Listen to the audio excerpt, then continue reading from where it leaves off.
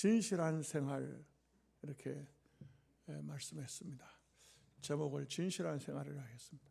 사실 우리가 진실한 생활, 교인들이 다 진실하게 살지 않느냐, 하나님 백성들이니까, 성령을 거듭났으니까 다 진실하지 않을까? 좀 죄송한 얘기지만 진실하지 않기 때문에 이 말씀을 주신 겁니다. 우리는 어째 보면은 다 진실하지를 못해요. 그래서 우리는 늘 말씀을 받아야 됩니다. 늘 말씀을 받고 늘 그 말씀을 마음속에 새기고 진실해야지, 진실하게 살아야 되지, 진실하게 살자, 기왕이면은 진실되게 말하자, 이런 마음을 가져야 됩니다. 늘 가져야 됩니다. 늘 새롭게 해야 됩니다. 죄송한 얘기지만 잠깐이라도 유혹을 받으면 거짓말합니다. 인간은 다 그렇게 돼 있어요. 다. 여러분, 특별한 존재가 없습니다. 너무 미안한 얘기지만 목사도 거짓말 잘합니다. 예. 장로님이라고 진실된 말만 하느냐, 그런 것도 아닌 것 같아요. 예. 나는 장로님들한테도 거짓말로 많이 속아봤어요. 목사님들한테도 많이 속았고, 너무 많이 속다가 보니까, 그런데도 저는 사람을 믿습니다. 믿어야 되죠. 믿어야 되지만, 그러나 어떤 경우에는 때로는 화가 날 때도 있어요. 이럴 수가 있나? 그럴 때도 있습니다. 여러분, 이건 저의 경험이니까 그냥 이해하고 들으시면 좋겠습니다. 어떤 목사님이 꼭 엉뚱한 짓을 참 많이 해요. 교통사고 냈습니다. 또 쓰레기 태우다 산에 불이 났습니다. 아들 결혼을 합니다. 아버지가 돌아가셨습니다. 이래가지고는 늘 제게 와서 힘들다고 이야기를 해요. 그리고 그 목사님이 저한테 그렇게 말해요. 제가 우리 육신 형제 외에는 형님이라고 부르는 사람이 없는데 저한테만 형님으로 모시겠대요. 여러분, 얼마나 감동이 됩니까? 감동이 안 돼요? 그래가지고, 그러니까 어떻게 하겠어요? 그래서 내가 절대로 저는 일반인들에게 어떤 행사에 10만 원 이상 부조한 적이 없어요. 근데 그 친구한테는 50만 원 이하로 한 적이 없어. 항상 그렇게 했어요. 근데 나중에 이 사람이 가성호를 산 거예요. 그것도 2억짜리나. 우리는 2억이라는 것은 꿈도 못 꿔요. 재산 다 긁어 와봐야 2천만 원도 안 돼. 그런데 2억짜리 가수원을 샀어. 그거 어떻게 된 거냐 하니까 돈을 빌려서 샀다 그래요. 돈을 빌려가지고 목사가 가수원을 사가지고 뭐하려고 돈을 빌려가지고 왜 살까? 근데 거짓말을 어디서 탄로났냐면 자기 부인한테 탄로났어요. 통장에 돈을 넣어놓으면 새끼 치는 것도 아니고 이자도 별로 없고 땅이라도 살아야 되겠다고 샀다는 거예요. 여기 거짓말이 들통났어. 근데 그러면 그냥 내가 가만히 있어야 되는데 너 왜 거짓말 하냐 해가지고 원수가 되어버렸어요. 너 왜 거짓말 하냐? 너 그럴 수가 있느냐? 이렇게 말해가지고 그만 완전히 원수가 되어버렸어요. 그래서 내가 참 실망을 많이 느끼고, 그래서 제가 그때 깨달은 게 뭐냐? 사람은요, 누구든지 어떤 잘못을 했든지 어떤 실수를 했든지 그걸 인정을 잘 안 해요. 그럴 것 같으면은, 아이고 형님 죄송합니다. 다른 핑계 댈 거 많잖아요. 돈을 내가 가진 게 아니고 집사람 가지고 있으니까 내가 이렇게 할 수밖에 없었습니다. 이렇게 핑계를 대도 될 텐데 그걸 또 다른 핑계를 대는 거예요. 그래가지고는 문제가 생겨서 결국 원수가 돼가지고 노예가 열리면은 제가 무슨 말하면은 사람 시켜가지고 저를 까는 거예요. 이러니까 얼마나 힘들게 하는지, 얼마나 어렵게 하는지 그런 것을 보면서 정말 이게 일부분이지만 목사도 거짓말 잘하는구나. 목사도 남 잘 속이는구나. 다 그런 것은 아닙니다. 또 여러분들도 또 혹시 오해해서 목사들 거짓말 잘하더라 이렇게 들으면 안 되고요. 인간이 그렇다 이 말이에요. 직분이 목사고 장로고 권사고 집사고 이렇지 절대 인간은 다 똑같아. 대통령도 똑같고 국회의원도 똑같고 이 세상에 빚을 있는 사람도 가난한 사람도 부자도 다 똑같아. 그래서 성경이 말하기를 의인은 없나니 하나도 없다. 좀 오늘 말씀이 좀 기분 나쁘죠? 기분 나쁩니까? 이게 솔직한 말을 하면은 또 이게 별로 인기가 없어요. 솔직한 말을 하면은. 그러나 하나님 말씀이니까, 오늘 말씀이 그러니까 우리는 이 말씀을 받아야 됩니다. 좀 마음이 좀 짠하지만 안 좋지만 받아야 됩니다. 말씀이 그렇다면 그런 대로 들어야 됩니다. 왜냐하면 우리는 다 부패된 인간이니까.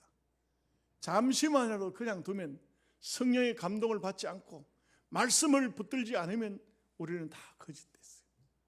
다 거짓된 거예요.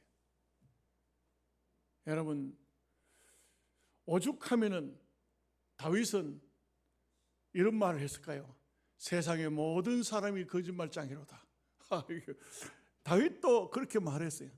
전부가 다 거짓말장이래.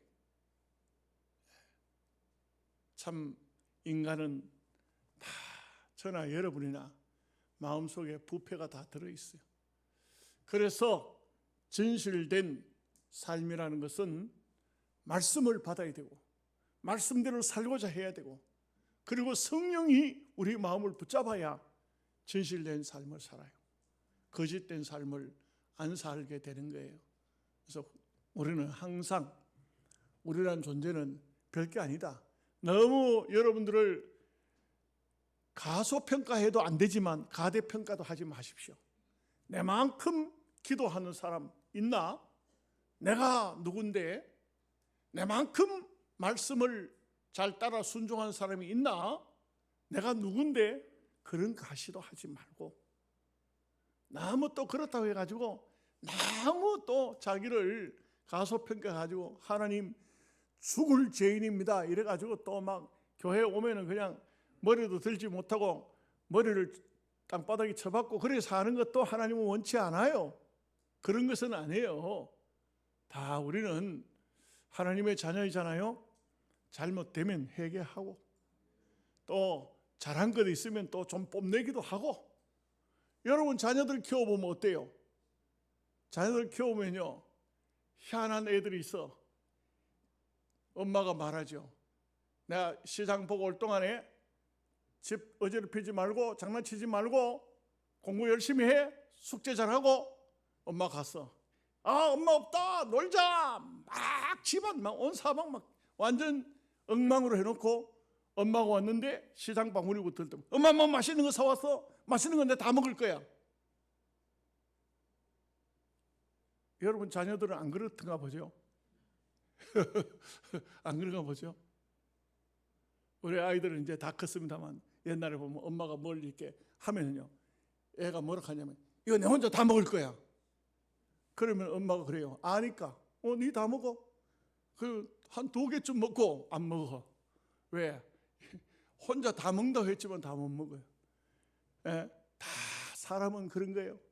자기는 행동을 엉망으로 해놓고도 하나님 복은 나한테 다 주십시오. 그게 잘못된 거예요? 하나님 자녀니까 그렇잖아. 하나님이 자녀이기 때문에 그런 거예요. 자녀가 아니면은요, 아이고 하나님 나는 복 받을 자격이 없습니다. 다른 사람 주십시오.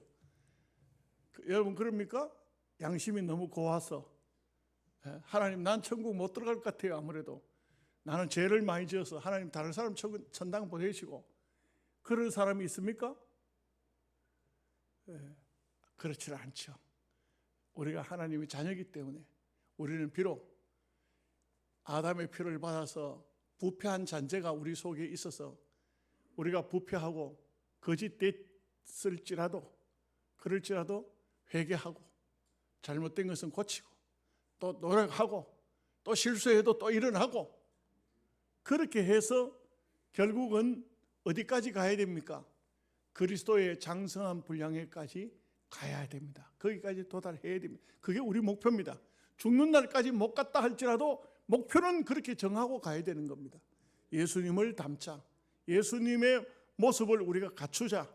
이것이 바로 우리의 목표요, 우리의 삶이요, 우리의 신앙생활인 거예요. 그래서 오늘 이런 의미를 마음에 두고 도덕법에 대한 말씀을 보시도록 하겠습니다. 1절에서 3절까지 같이 말씀 보겠습니다. 너는 거짓된 풍설을 퍼뜨리지 말며 악인과 연합하여 위증하는 증인이 되지 말며 다수를 따라 악을 행하지 말며 송사의 다수를 따라 부당한 증언을 하지 말며 가난한 자의 송사라고 해서 편벽되이 두둔하지 말지니라. 그 참 하나님 백성이 이스라엘 백성들이 애굽 땅에 살 때는 하나님 말씀이 안 주어졌죠. 거기서는 자기 요령껏 살면 됩니다. 사사시대에 보면은 지도자가 없고 말씀이 없으니까 전부 어떻게 살았습니까? 전부들 자기 마음의 소원대로, 마음의 요랑대로, 자기들 뜻대로 그냥 지혜롭게 나름대로 살았습니다만 하나님의 백성으로 하나님의 나라의 일원이 되었으면 이제부터는 말씀대로 살아야 됩니다. 가장 먼저 이 말에 대한 얘기를 합니다. 이 말에 대한 것은 굉장히 중요하죠. 풍설, 소문이에요. 소문. 풍설은 소문을 풍설이라고 그래요. 풍설을 하지 마라, 퍼뜨리지 마라. 악인과 연합해서 위증하지 말라. 이게 말에 대한 거, 이게 말도요, 정말 우리 말이 진실된 말인지 거짓된 말인지 잘못된 말 같으면 다시는 하면 안 돼요. 사람들 중에요, 소문을 잘 퍼뜨리는 사람이 있어요. 이상한 거짓된 말들을, 소위 풍설을 많이 터뜨리는 사람. 왜 그럴까요? 그 사람은 그런 소문을 다 알고 있어. 왜 다 알까요? 좋아하니까 그 사람에 갖다 넣어주는 거예요. 그 사람에게 갖다 주는 거예요. 그러니까 그 사람은 동네방네 모르는 게 없어. 다 그 사람은 온 동네 소문을 다 내는 사람이야. 알기도 많이 알아. 왜? 그 사람한테 다 전해주니까. 이런 사람이 되면 안 된다. 그 다음에는 다수를 따라 송사에 부당한 증언을 하지 말라. 사람들이 많이 간다고, 이 세상은 여론 위주의 세상이죠. 여론 따라갑니다. 그러나 하나님 백성은 그렇게 하면 안 돼요. 여론 따라가면 안 됩니다. 옳은 건 옳다, 아닌 건 아니다. 이것은 분명히 법정에서 특별히 송사할 때는 확실하고 분명하게 말해야 되고, 모르는 것은 모른다, 아는 것은 안다, 맞는 것은 맞다, 흰 것은 희다, 검은 것은 검다, 이렇게 해야 되지 이렇게 함부로 하면 안 된다. 또 특별히 여기 보면 가난한 자, 이 어려운 사람인데 아이고 저 사람 잘못해서 벌금 나오면은 벌금 갚지도 못하고 힘들 텐데, 하루 벌어 하루 먹고 사는 사람인데 저 사람을 편들어 줘야 되겠다, 그렇게 하지 말아요. 절대 가난한 자라고 하지 말아요. 여러분, 우리가 이 땅 위에서는 참 공정해야 하고 정말 바르게 해야 되는데 그 인간이라는 것은 그렇지를 못한 것 같아요. 그래서 자꾸 어느 쪽으로 한쪽으로 네 편이 되고, 또 가난한 사람 보면 긍휼한 마음이 생기니까 그렇게 가난한 사람을 돕고 이렇게 하다 보면 진실이 외면될 수도 있다 이거죠. 자, 4절 5절 말씀 보겠습니다. 내가 만일 내 원수의 길 잃은 소나 나귀를 보거든 반드시 그 사람에게로 돌릴지며, 내가 만일 너를 미워하는 자의 나귀가 짐을 싣고 엎드러짐을 보거든 그것을 버려두지 말고 그것을 도와 그 짐을 부릴지니라. 우리가 이 땅 위에 살다 보면 희한하게도 싫어하는 사람, 미워하는 사람, 원수들이 있게 마련입니다. 근데 이제 성경은 하나님 백성들은 사람을 누구를 미운 사람이 있으면 안 돼요. 원수가 있으면 안 돼요. 싫어하는 사람이 생겨지면 안 돼요. 그걸 기도해야 돼요. 우리는 누구하고도 담 쌓고 살면 안 돼요. 보면은 희한하죠. 내가 참 어려운 사람, 힘드는 사람, 나한테 참 고통을 주는 사람에게, 그런 사람에게 참 어떤 긍휼이나 사랑을 베풀고 싶지 않는데, 이게 반대가 됐다고 한번 해보십시다. 내가 저 사람 싫어해. 저 사람도 날 싫어해. 그런데 우리는 그리스도인이고 저 사람은 불신자야. 불신자가 우리한테 어떤 사랑이나 혜택을 베풀었다 생각해 보시죠. 얼마나 부끄러운 거예요. 옛날에 지금 고인이 되셨지만 최병태 목사님 우리 교회 와서 집회하실 때 여러분들 생각나실는가 모르겠는데, 옛날에는 기차를 타고 하면 기차 안에서 담배를 많이 피우는 사람 있잖아요. 아예 목사님이 맞은편에 앉았는데 한 사람이 담배가 이게 빡빡 피우다가 끝이 나면은 담배 불을 끄는 것이 아니고 새 담배를 꺼내가지고 거기다 붙여가지고 또 불을 붙여 또 피우는 거야. 야, 다른 자리가 빈 자리가 있을 것 같으면 가서 앉지만 마주 앉았는데 목사님이 담배 연기를 얼마나 마셨으며 옷에 담배 냄새가 얼마나 배었어요. 속이 상해가지고 아이고 저놈 자식 막 속으로 불불 끓어올라가지고, 그래도 뭐라 하지도 못. 옛날에는 금연석 따로 없었어요. 그러니까 막 화가 막 엄청 났다 이게. 그냥 막 속이 불불 끓어올랐는데 한참 있다 이 사람이 벌떡 일어나더니만 식당에 가더니만 커피를 2잔 들고 오는 거야. 그러니까 속으로 생각하기를 아이고 이놈 자식 처먹는 것도 커피도 2잔씩이나 처먹네. 이렇게 욕을 하고 있는데 이 커피를 가져오더니 선생님도 커피 한잔 하시오 하고 주는데, 그렇게 욕을 했는데 커피 한잔 드시오 하고 주는데 커피 한잔 받고 나니까 굉장히 무안하고 굉장히 미안하고, 예? 그렇더라 이거예요. 여러분, 이게 어쩌면은 우리가 살아가는 삶 속에 이런 일들이 많이 있을 수 있다 이 말이에요. 우리가 원수가 되다시피 서로 피치 못할 어떤 문제로 서로 다툼이 생기고 문제가 생겼을 때, 그럴 때 그런 사람이 어려움을 당할 때 우리가 먼저 도와줘야 된다. 우리가 먼저. 여러분 그렇게 꼭 하셔야 돼요. 저도 살다가 보니까 이런 일 저런 일들을 많이 겪습니다만, 그럴 때 나는 항상 이 말씀이 생각나서 내가 먼저 그에게 손을 내밀고 내가 먼저 위로하고 내가 먼저 도우려고 애를 써봤습니다. 그랬더니 사실 정말 감사하게도 저는 누구하고 원수를 맺어놓고 있는 사람이 없어요. 우리 총회 유명한 목사님 중에 아주 정치를 많이 하는 목사님, 부산에 계시는 목사님인데, 제가 한번 여러분들에게도 한번 말씀드린 적이 있는데, 이 목사님이 총회에서는 총회장이 저한테 미주 지역에 있는 교회 연합을 총회에다가 연합을 만들어서 보고하라는 거기에 위원장을 소집책을 저한테 시켰어요. 그래서 명단이 박병성 목사 이름이 미주 총신에 대한 위원장으로 박병성 목사 이름이 들어가고 밑에 이제 사람들이 딱 이름이 들어가 있는데, 내가 이를 딱 보니까 내보다 선배 목사가 내 밑에 들어와 있는 거예요. 총회 같은 데는요 정치적인 세계이기 때문에 절대 양보하고 이런 게 없어요.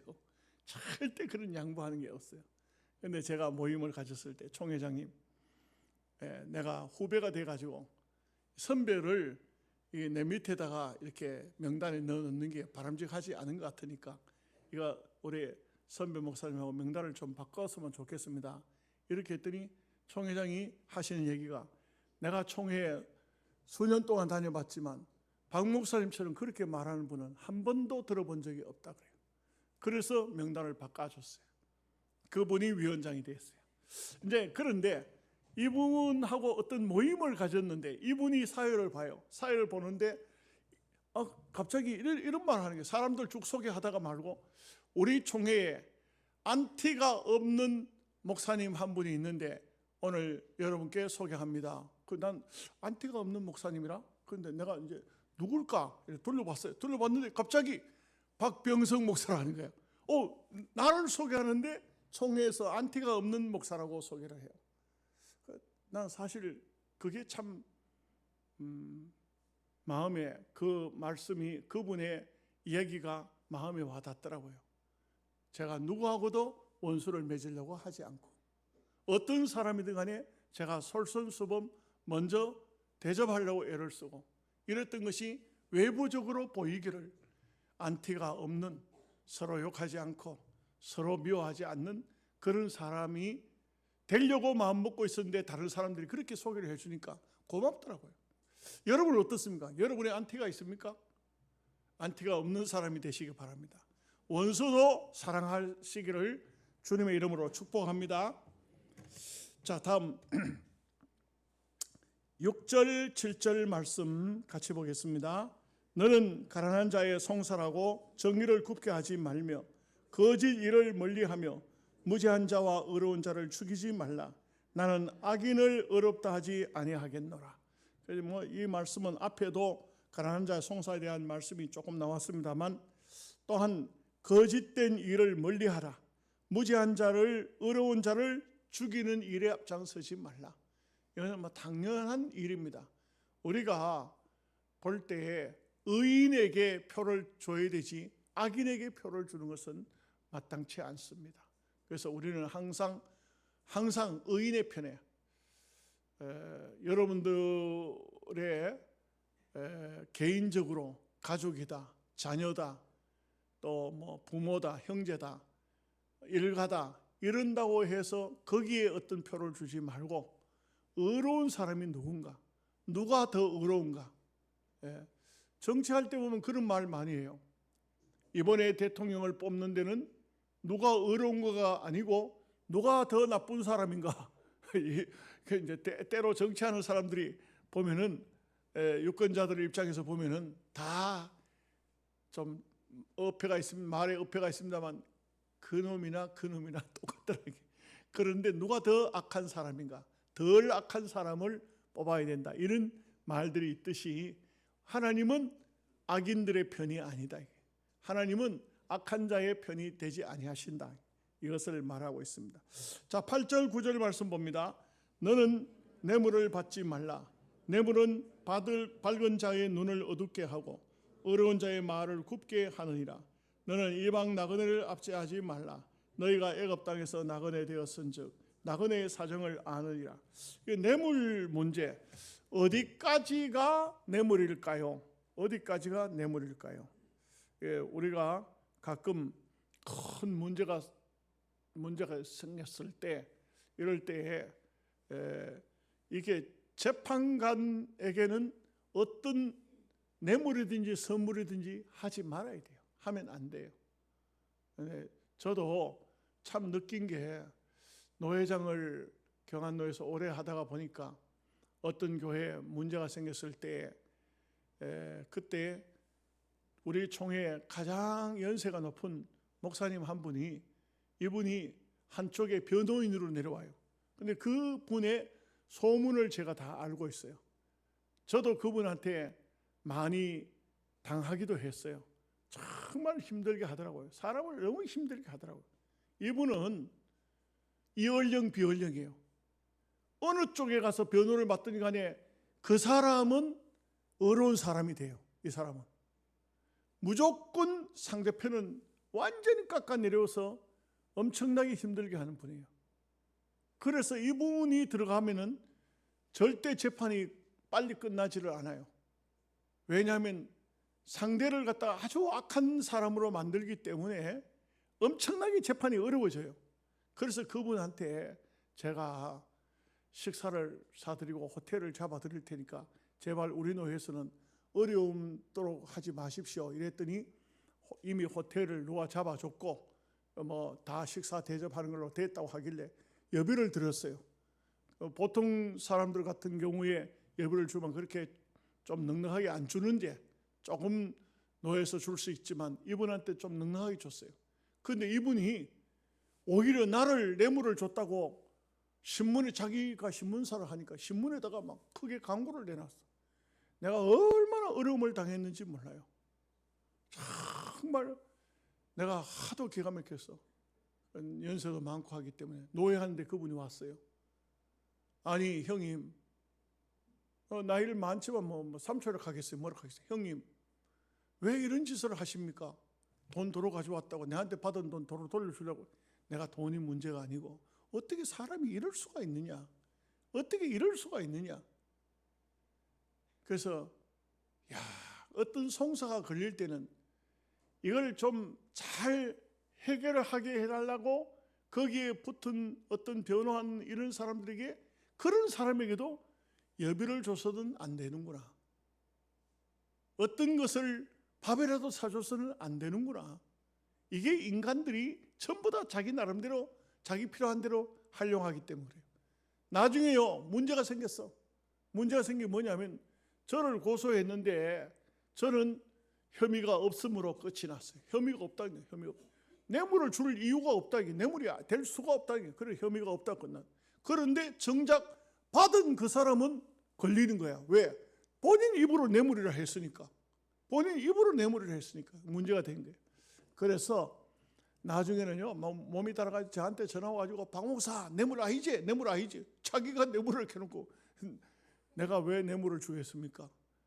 저하고는 아무 상관이 없는데. 그런 일들이 벌어진 것을 보면서 이거 참, 송사에는 어떤 경우라도 물질을 누구에게 대접한다든지 무엇을 준다든지, 이것은 선물이든 뇌물이든 이것은 큰 악이 될 수가 있다. 문제를 만들 수 있다. 참 좋은 경험을 했더라고요. 좋은 경험을 했어요. 그래서 어떤 경우든지 간에 송사가 걸렸을 때는 선물도 뇌물도 주면 안 돼요. 이것은 하나님 말씀이 그렇게 하고 있어요. 자, 10절 11절 말씀을 같이 보겠습니다. 너는 6해 동안은 너의 땅에 파종하여 그 소산을 거두고 7째 해에는 갈지 말고 묵혀두어서 내 백성의 가난한 자들이 먹게 하라. 그 남은 것은 들짐승이 먹으리라. 내 포도원과 감람원도 그리할지니라. 이게 참 보면은 놀라운 것이, 유대인들은 6년 동안은 농사를 지어서 자기들이 먹고 7년째는 묵혀두라는 거예요. 묵혀두라. 묵혀두라. 그 땅을 묵혀두면 묵밭이 되잖아요. 그런데 땅은 삽니다. 주로 보면은 오늘날도 마찬가지인데, 땅을 계속해서 사용하게 되면 땅이 지력, 땅지자, 지력을 잃어버려요. 땅이 힘을 잃어버려요. 그러면 거기에다가요, 곡식을, 농사를 지어도 안 돼요. 영양지역에도 고추 농사 짓는데 해마다 병충해가 와서 고추 농사를 망치는 사람들이 있죠. 땅이 힘을 잃어서 그래요. 그런 땅을 좀 긁어내고 새 흙을 집어넣어서 거름도 새로 집어넣고 해야 되죠. 그런데 이제 유대인들의 방법은 1년 동안 묵혀두라는 거예요. 근데 감람원이나 포도원 같은 경우는 나무가 있잖아요. 거기는 뭐 묵혀둬도 열매가 계속 열리잖아요. 그러면 그런 열매는 가난한 사람들, 나그네 이런 사람들 따다 먹도록 하라는 것이에요. 이런데 자기들 같으면, 자기 농산물 같으면 알뜰히 따지만 주로 남의 농사 묵혀둔 그런 것은 제대로 안 따가지고 가요. 제대로 따지를 못하니까, 그러니까 또 남으면은 들짐승들이 먹게 하라는 것이에요. 이게 하나님 방법이에요. 하나님께서는 정말 들짐승들도 짐승들까지도 다 배려하시는 이런 모습을 볼 수 있어요. 여러분 보면은 가장 큰 문제가, 우리나라도 마찬가지인데, 개간을 많이 해버리고 산에 벌목을 많이 해버리고 산짐승들이 갈 곳이 없어요. 산짐승들이 살기가 어려워요. 그러니까 이 산짐승들이 다 사람이 사는 이게 동네로 내려와 가지고 막 이 또 농산물을 먹기도 하고 또 해를 끼치게 되는데, 산짐승들이 산에 살도록 하고 사람은 이 참 우리가 주거 지역에 살면 되는데, 여러분 산을 이렇게 다녀보면 재미있는 게 뭐냐면, 해가 지잖아요. 해가 지면은 산짐승들이 울음소리를 내기 시작해요. 왜냐하면 산 속에 이제 해가 지면은 자기들 세상이라, 자기들 세상에 왔다는 게 이제 우리 땅에는 들어오지 마시오. 이것이 바로 산짐승들의 모습이라고 할 수 있겠죠. 자, 12절 13절 말씀 같이 봅니다. 너는 엿새 동안에 내 일을 하고 일곱째 날에는 쉬라. 내 소와 나귀가 쉴 것이며 내 여종과 자식과 나그네가 숨을 돌리리라. 내가 네게 이른 모든 일을 삼가 지키고 다른 신들의 이름을 부르지도 말며 내 입에서 들리게도 하지 말지니라. 이게 참 우리가 안식일을 지키는 거, 요즘으로 말하면 주일을 지키는 거, 이런 것도 우리의 몸도 6일 동안 일했으면 하루는 푹 쉬어야 됩니다. 푹 쉬어야 그래야만 우리가 생기를 찾을 수가 있고, 집안에 소나 낙이나 이런 것도 마찬가지지만 당신은 종들이 많았죠. 자식 나그네 숨을 돌린다. 하루 좀 푹 쉬어서 몸을 회복한다는 것이죠. 하나님의 원리가 참 합당하고 맞습니다. 우리가 이런 원리를 따라서 대한민국도 이제 잘 사니까 이제 5일 근무하고 또 공휴일 되면 뭐 대체 공휴일까지 만들어, 이게 너무 잘 살아도 좀 다른 것 같아요. 이런 원칙 성경적으로 보면 6일 동안 일해야 되는 거예요. 여러분 공휴일하고 어디 놀러 다니는 것보다 일하십시오. 일해야 돼요. 너무 놀러 다니는 거 너무 좋아하면 안 돼요. 저는 목회하면서 누가 어디 놀러 가자, 그거 제일 싫어하는 말이에요. 싫어합니다. 노예에서도 무슨 교육부에서 해외로 나갑니다. 뭐 하러 가는데? 놀러 갑니다. 나는 안 간다. 그럼 어떻게 합니까? 교육부에서 해외 세미나를 해라. 강사는요? 그거 당연히 내가 해야지. 내가 강사하되 내가 그 노예에 좀 대접 좀 할게. 공짜로 강의하려고 하면 안 들으려고 그래요. 그래서 대접할게. 그래가지고 세미나를 만들어가지고 제가 짐을 제가 스스로 집니다. 아침 저녁으로 말씀을 전하고 이렇게 합니다. 놀러 다니는 거, 뭐 놀러 다닐 게 그렇게 많아요. 놀러 다닐 일이 없는 것 같아요. 저는 볼 때. 쉬는 거, 뭐 어떤 분은 이렇게 말해요. 아이고 좀 뭐 쉬어야 되죠. 쉬기는 맨날 쉬지 뭐 목사가 뭐 그렇게 어려워. 정신노동 아니에요. 목사가 뭘 자꾸 쉬러 다니고 놀러 다니고 그런 쓸데없는 헛소리 하지 말아요. 저는요 주일 딱 지나면은 이미 주일 딱 지나는가 순간에 무슨 생각이 들까요? 다음 주일날 무슨 설교하지? 그래가지고 성경책 뒤적거리고 또 무슨 참고서 무슨 설교집 이걸 전부 갖다 놓고 찾아요. 어떤 날은 주일날부터 찾아. 그렇지 않으면 월요일날부터 말씀부터 준비해야 돼요. 목사의 사명이 있잖아요. 목사는 다른 것이 아니에요. 목사의 사명은 말씀을 전하는 것이잖아요. 여러분들의 사명은 뭐 하는 거예요? 열심히 살아야 돼. 왜 가난하냐? 돈 안 벌면 가난해져요. 열심히 해가지고 돈을 많이 벌어야 돼요. 돈 벌어 해도 이 대답도 안 해. 열심히 일해가지고 돈 벌어야 돼. 저는 볼 때 왜 요즘에 그렇게 신앙생활 좀 정신 차려 안 하시오? 아유 목사님 돈 버느라고 그렇습니다. 그거 하면 나 할 말이 없어. 내가 직장인 생활 열심히 하느라고 내가 좀 요즘 좀 피곤해서 그렇습니다. 그거 하면 나 할 말이 없어. 그건 생업이야. 생업이에요. 돈을 벌어야 자식들 교육도 시키고 돈을 벌어야 좀 하나님 앞에 필요할 때 헌금도 하고 할 거 아니에요. 가난한 이웃을 돕기도 하고 열심히 벌어요. 일하라게. 그러나 주일이 오면은 모든 것을 내려놓고 쉬라. 그날은 쉬라. 이게 하나님 방법이에요. 그래서 6일 동안 열심히 일하고 주일날은 거룩히 쉬는 여러분 되시기를 바랍니다. 기도합니다. 아멘.